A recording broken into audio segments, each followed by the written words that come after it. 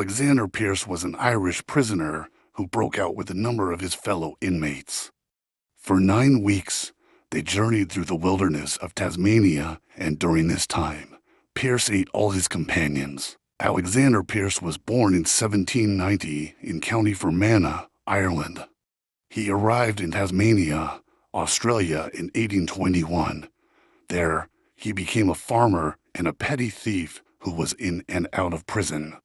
He was usually punished with a beating or whipping and forced to work in chains for his petty crimes. He was caught stealing the ducks and turkeys of his neighbors in a large wheelbarrow.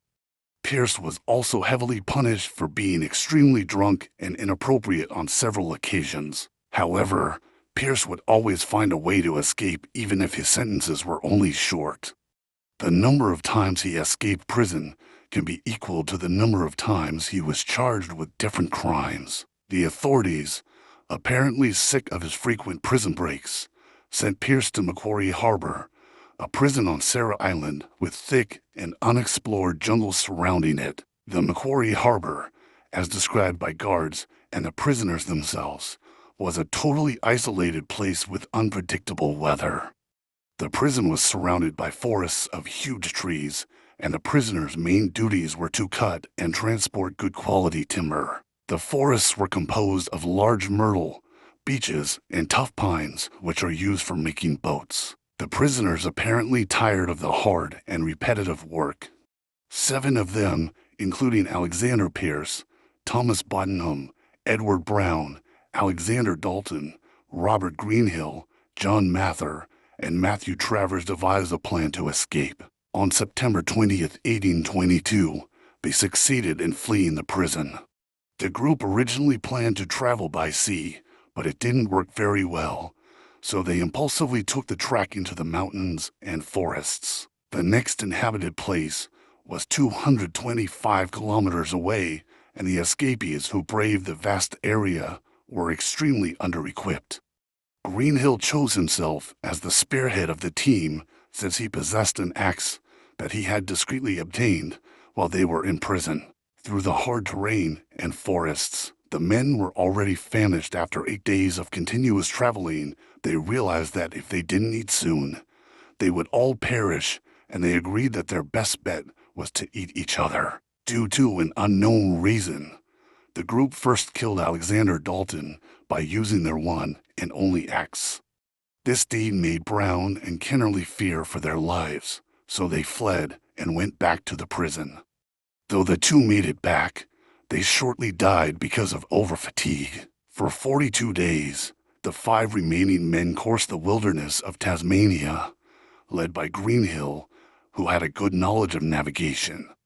Since they needed to eat to be able to go on, the next weaker man got killed. Human flesh, unlike normal food, never satisfies hunger since it is only rich in protein and not carbohydrates, the nutrient that provides energy.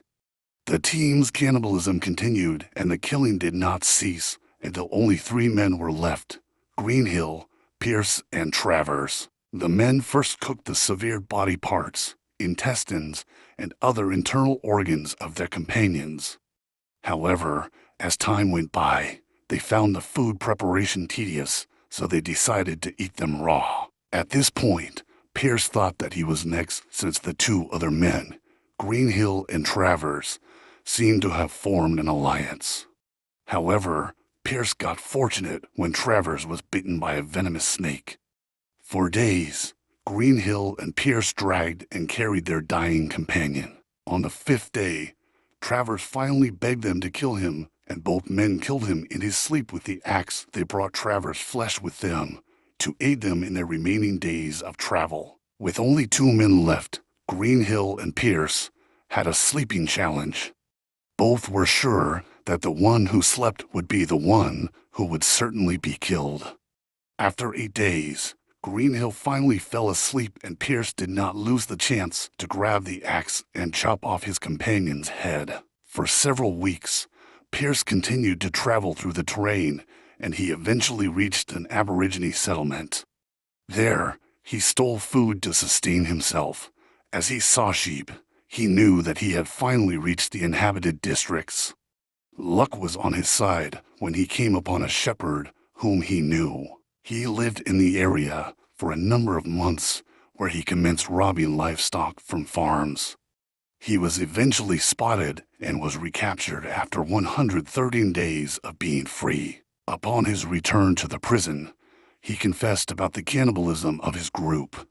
He retold every detail of their journey and claimed that he was the sole survivor. Some of the authorities did not believe the story, especially Robert Knopwood, who firmly assumed that the other prisoners with Pierce were still either in the wild or went to stay in other district settlements. Pierce was nevertheless returned to Macquarie Harbor. He stayed in prison for several months when he and a friend named Thomas Cox decided to escape prison again.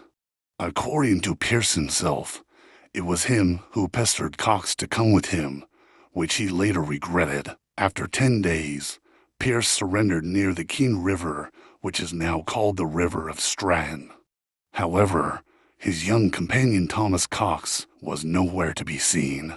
Upon inspection, the police found some body parts of Cox in Pierce's pockets. The odd thing was, he still had an ample amount of food with him. The act of cannibalism was apparently not necessary for survival. During his trial on June 20th, 1824, Pierce admitted that Cox drove him to the end of his wits because the latter was a hindrance. In the course of the escape, Pierce noted that Cox slowed him down because of his inability to swim. The witnesses after Pierce surrendered stated that he was indeed remorseful of his actions and that he surrendered because of guilt. However, when he was asked why he murdered again, he early said that human flesh tastes better than anything else, and it was far better than any meat, may it be fish or pork. Pierce was found guilty of murdering Cox and was given a death sentence. On July 19, 1824, Alexander Pierce was hanged in the town jail of Hobart after the last rites were given by a priest.